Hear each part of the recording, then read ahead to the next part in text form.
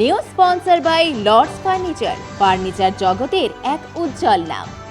নিজেদের ঘরকে সুন্দর আসবাব দিয়ে সাজাতে আজই আসুন আমাদের প্রতিষ্ঠানে। শহরের অন্যতম পরিচিত এলাকা পান্ডাপাড়ার সোনালী গার্লসের গলি। বেশ কয়েক বছর থেকে এই পাড়ার একটি ওয়াল ভাঙা, ফাঁকা জমিতে আবর্জনা স্তূপ জমছে বহুদিন ধরেই। আগাছা ছাড়াও খালি বোতল, প্লাস্টিকের গ্লাস, শাকসবজি থেকে ফল, মাছের আঁশ আর সবচেয়ে বড় বিষয় প্লাস্টিক ক্যারি ব্যাগে ভরে রয়েছে এই জমিতে। এই আবর্জনা থেকে ছড়াচ্ছে দুর্গন্ধ, নাজেহাল পথচারী থেকে শুরু করে এলাকার মানুষজন। শুধু তাই নয়, সকলের অগোচরে রাতের অন্ধকারে মরা কুকুর, বেড়াল ফেলায় দুর্গন্ধে চারিদিকে টেকা দায় হয়।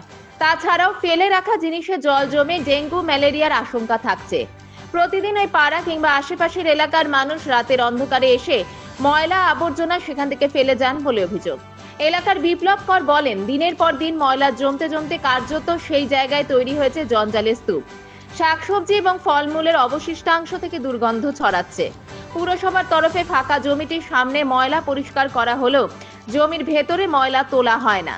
এই বিষয়ে 12 নম্বর ওয়ার্ডে কাউন্সিলর মনীন্দ্রনাথ বর্মন বললেন, শুধু 12 নম্বর ওয়ার্ড না, জলপাইগুড়ি প্রতিষ্ঠা ওয়ার্ডেই ঘটছে। আমরা প্রতিষ্ঠা ওয়ার্ডেই পৌরসভার পক্ষ থেকে অ্যাওয়ারনেস প্রোগ্রাম চালাচ্ছি, শুধু 12 নম্বর ওয়ার্ড নয়, যাতে লোকজন সলিড ওয়েস্ট ম্যানেজমেন্টে সহযোগিতা করে, মানে যে কোনো আবর্জনা আমাদের বালতিতে দেয় এবং আমাদের পৌর স্টাফেরা নিয়ে যায়, সেই ব্যাপারে অ্যাওয়ারনেস চলছে। কিন্তু অ্যাওয়ারনেসে সময় নিচ্ছে, ঠিক পাবলিককে আমরা এখনও 100% অ্যাওয়ার করে তুলতে পারিনি, যার ফলে এই রেজাল্টগুলো পাওয়া যাচ্ছে যে মাঝে মাঝে ফাঁকা জমি পেলেই তারা ফেলছে।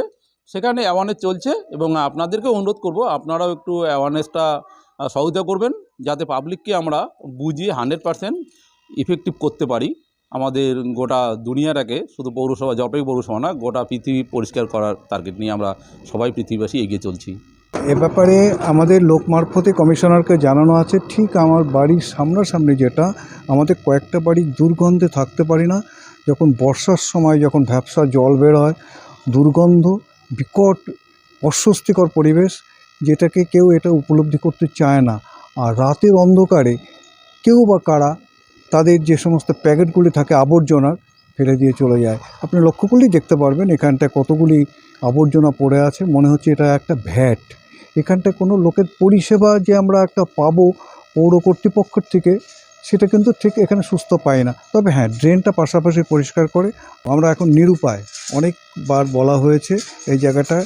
আর এখানটায় আমরা লোকরাও অসচেতন, যেহেতু এখানটায় আমরা বাস করি, রাতের অন্ধকারে ফেলে দিয়ে চলে গেল। এমনকি কখনো কখনো মরা কুকুর, মরা বিড়াল এগুলো ফেলে যায়, সেগুলোকেও আমাদের দুর্গন্ধ সহ্য করতে হয়। এই সমস্ত পরিস্থিতির মধ্যে, ভয়াবহ পরিস্থিতির মধ্যে আমরা বাস করি। এই ভাগাড়টাকে যদি ঠিক করতে পারে, ঠিক আমার বাড়ির মুখোমুখি যেটা, তাহলে আমরা খুব উপকৃত হব।